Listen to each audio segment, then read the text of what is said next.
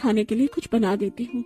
सुजाता अपनी दोनों बेटियों के लिए खाना बनाना शुरू कर देती है, जिसके बाद थोड़ी ही देर में उसकी दोनों बेटियां स्कूल से आ जाती हैं। अरे अच्छा हुआ तुम दोनों आ गई। मैं तुम दोनों के लिए सब्जियां डालकर खिचड़ी बनाई है। जल्दी से हाथ मुंह धो लो और कपड़े बदल लो। इतने में खिचड़ी को थोड़ा ठंडा करके तुम्हें परोसती हूँ। सुजाता की बातों को नजरअंदाज करके उसकी बड़ी बेटी रूबी सुजाता को गले से लगा लेती है। अरे माँ, आपको तो पता है मैं कितनी बड़ी खुशखबरी लेकर आई हूँ आपके लिए। खुशखबरी? कैसी खुशखबरी बताओ बेटा। आपकी बेटी ने 12वीं कक्षा पास कर ली है माँ, और अब वो आगे की पढ़ाई करने के लिए कनाडा जाने वाली है। उसके बाद मैं वहीं नौकरी करूंगी और आपको पैसे भिजवाती रहूंगी। अरे वाह दीदी, आपने तो आगे के बारे में भी सोच लिया। जाओ दीदी जाओ कनाडा। उसके बाद मैं भी आपके पास आऊंगी और वहीं पर जॉब करूंगी।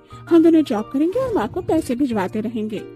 ये सुनते ही सुजाता बहुत खुश होती है और वो अपनी बेटी रूबी को गले से लगा लेती है और उसे आशीर्वाद देती है। ये सुनने के लिए मेरे कान तरस रहे थे। मैंने बहुत मेहनत की है तुम दोनों को पढ़ाने के लिए और तुम्हें कामयाब बनाने के लिए। माँ, मुझे आपसे एक जरूरी बात भी करनी थी। हाँ बेटी, कहो तुम्हें क्या बात करनी है। दरअसल माँ, बात यह है कि मैं एक लड़के से प्यार करती हूँ। उसका घर और ऑफिस कनाडा में है और मैं वहीं जाकर नौकरी करूंगी और पढ़ाई भी। कनाडा? लेकिन इतनी दूर में तुम्हें कैसे भेज दूं बेटी। माँ, आप परेशान मत हो। वो लड़का मुझसे बहुत प्यार करता है और मेरी आगे की पढ़ाई भी वही करवाएगा। रूबी के कहने पर सुजाता अनुराग से मिलती है। अनुराग अमीर था, जिसके चलते वो अपनी बेटी की शादी अनुराग से कर देती है। परेशान मत हो माँ, मैं वहाँ नौकरी करूंगी और आपको पैसे भिजवाती रहूंगी ताकि छोटी की पढ़ाई में कोई परेशानी न आए। कोई बात नहीं बेटी, अब शादी के बाद जब तुम नौकरी करोगी तो तुम्हें अपने ससुराल को देखना है, वही तुम्हारे लिए जरूरी है। मैं यहाँ तुम्हारी छोटी बहन की पढ़ाई खुद पूरी करवा दूंगी।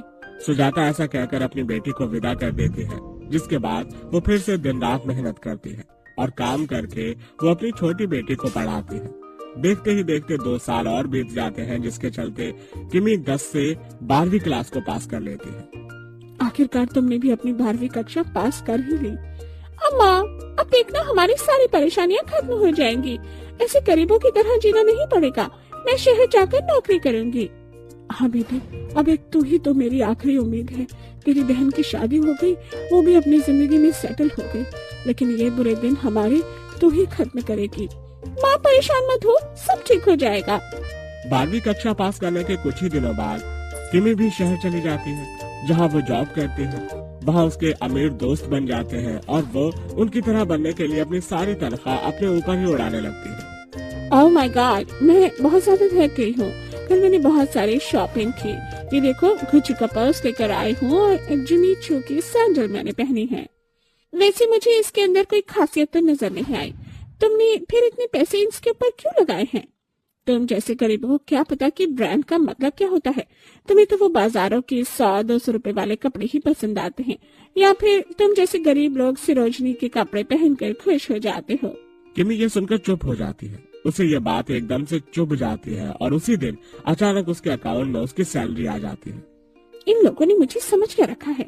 इस शनाया की बच्ची को तो मैं बताऊंगी कि असली में ब्रांड कैसे पहना जाता है। किमी अपनी सारी तनख्वाह ब्रांडेड कपड़े खरीदने में ही खर्च कर देती है। उसके ब्रांडेड कपड़ों की वजह से उसके पास उसके खर्चे के लिए भी पैसे नहीं बच पाते। कल दिखाती हूँ उस शनाया की बच्ची को कि मैं कितने अच्छे ब्रांडेड कपड़े लेकर आई हूँ। किमी अगले दिन ही अपने ब्रांडेड कपड़े पहनकर अपने ऑफिस में पहुंच जाती है, जहां सभी लोग उसके कपड़े देखकर हैरान रह जाते हैं। उसके ब्रांडेड कपड़े देखकर ऑफिस के सभी लोग उसी से बातें करने लगते हैं। वो सभी शनाया को नजरअंदाज कर देते हैं। इस प्रकार अब किमी के अमीर दोस्त बन जाते हैं। तो वहीं उसकी बड़ी बहन रूबी शादी के बाद बड़ी बड़ी ट्रिप पर जाने लगती है। देखो ना अनुराग, पिछली बार हम लोग लद्दाख गए थे और इस बार मुझे तुम्हारे साथ मनाली जाना है। बहुत ठंड है वहाँ पर, बर्फ गिर रही होगी।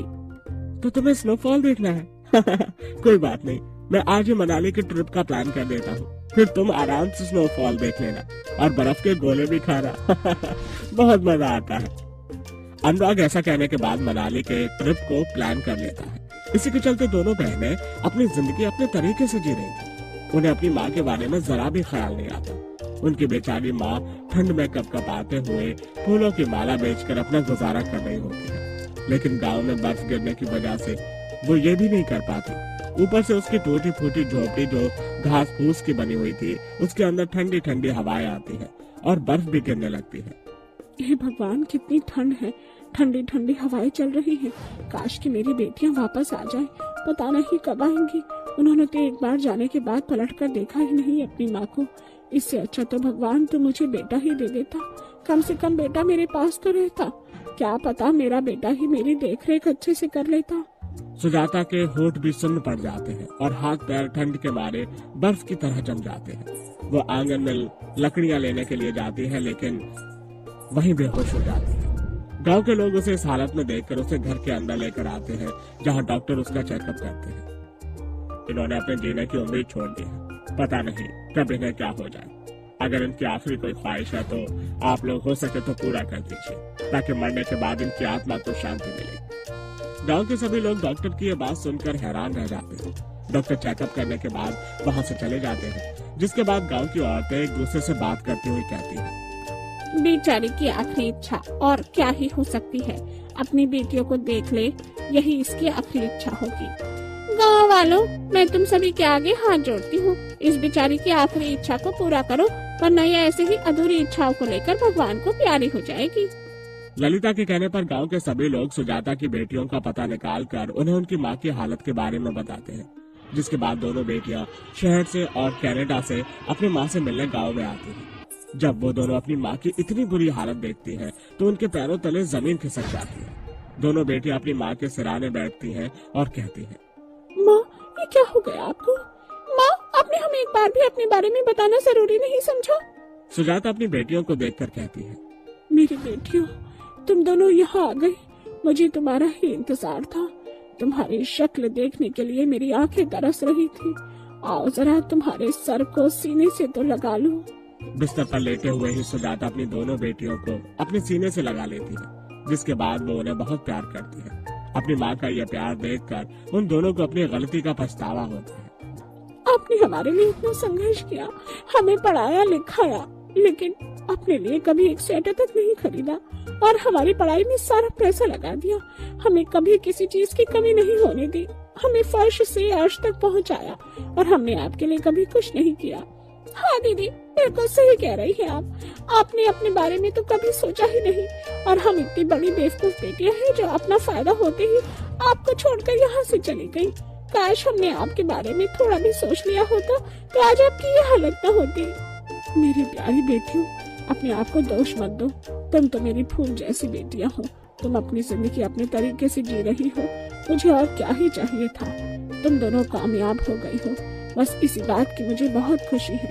अपने जीवन में इसी प्रकार हंसी खुशी रहना। सुजाता इतना कहते ही उसी समय अपने प्राण छोड़ देती है, जिसके बाद वो भगवान को प्यारी हो जाती है। किमी और रूबी दोनों फूट फूट कर रोती रह जाती है, जिसके बाद वो अपनी माँ का अंतिम संस्कार करते हैं। उन्हें अपनी माँ के आखिरी वक्त पर अपनी गलतियों का एहसास हो जाता है, जिसके बाद वो वापस शहर और कनाडा जाकर अपनी जिंदगी अपने तरीके से जीने लगते हैं।